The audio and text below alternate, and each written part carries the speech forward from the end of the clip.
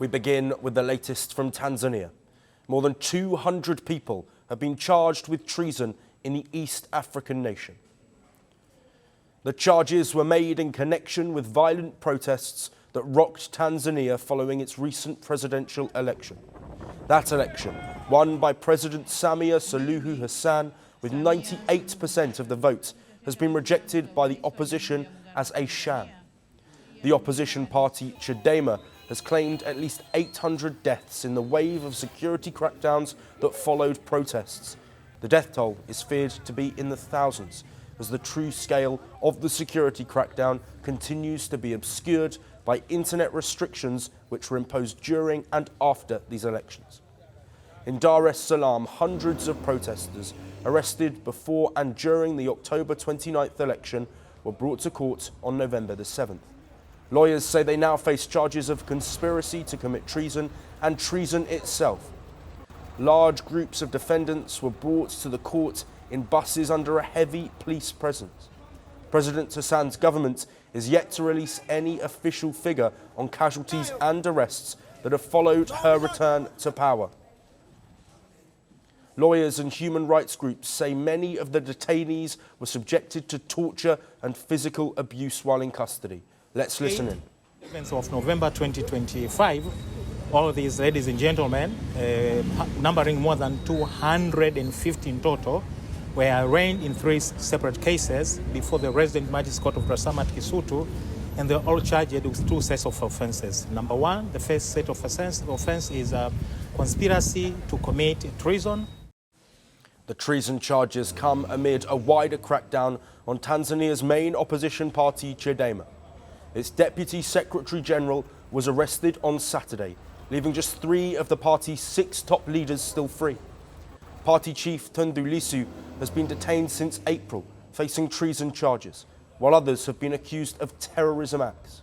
The police say they are still searching for more party officials in connection with the violence, warning them to surrender immediately.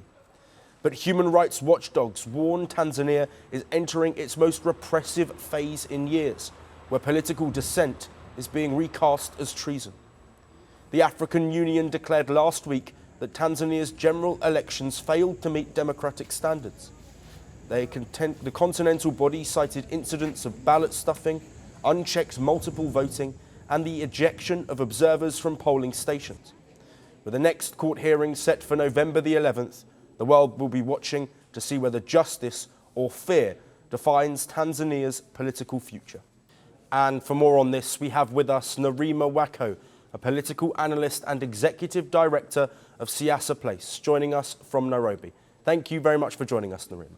Thank you for having me.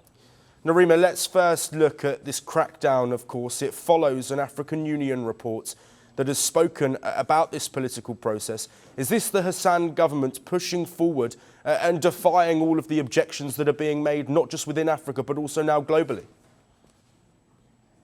First of all, when you're charging hundreds of individuals with treason, this is the greatest offense under Tanzanian law. It raises serious questions when it comes to proportionality and due process. When treason charges are used in the wake of an election, as you have mentioned, we've already heard from observers that have noted the broader environment in Tanzania ahead of the vote was already constrained. Opposition figures excluded, media, internet shutdowns, and reports of a hostile electoral environment. It's the risk that legitimate exercise of political rights, the right to protest, the right to assemble, the right to associate, are just not there.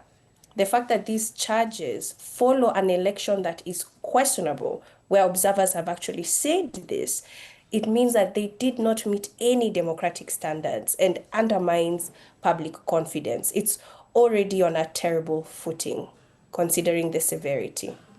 Yes, and Nerima, while you were speaking there, we were showing visuals from these protests. How do you think this government crackdown is going to influence potential future protests? Do you think it's going to stop them, or could this create more unrest?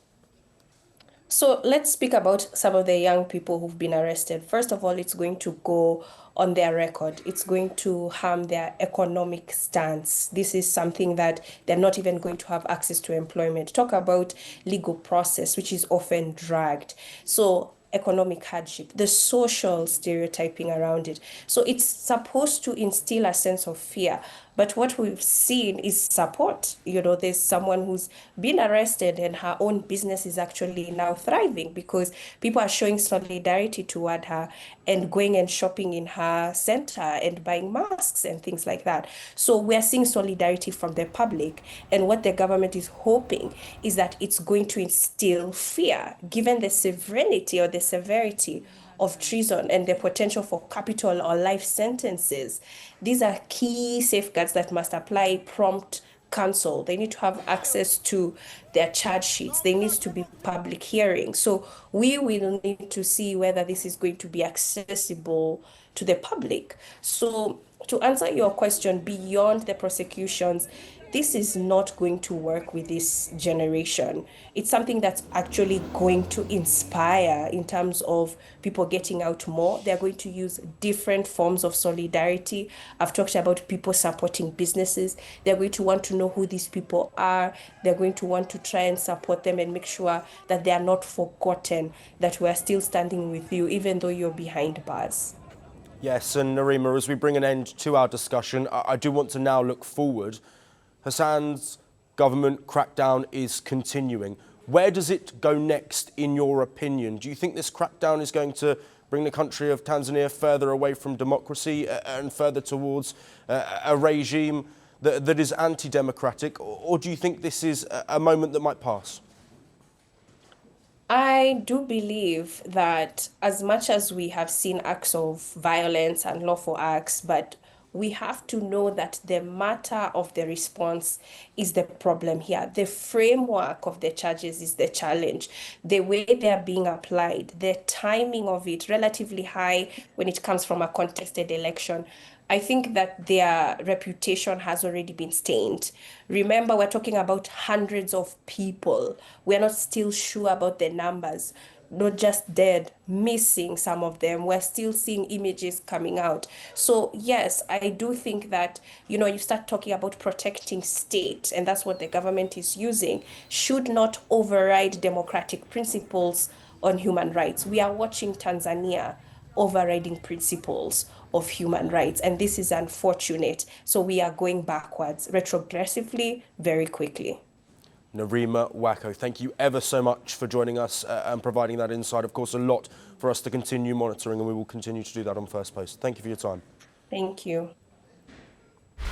Want the facts? The latest developments? News that gets straight to the point.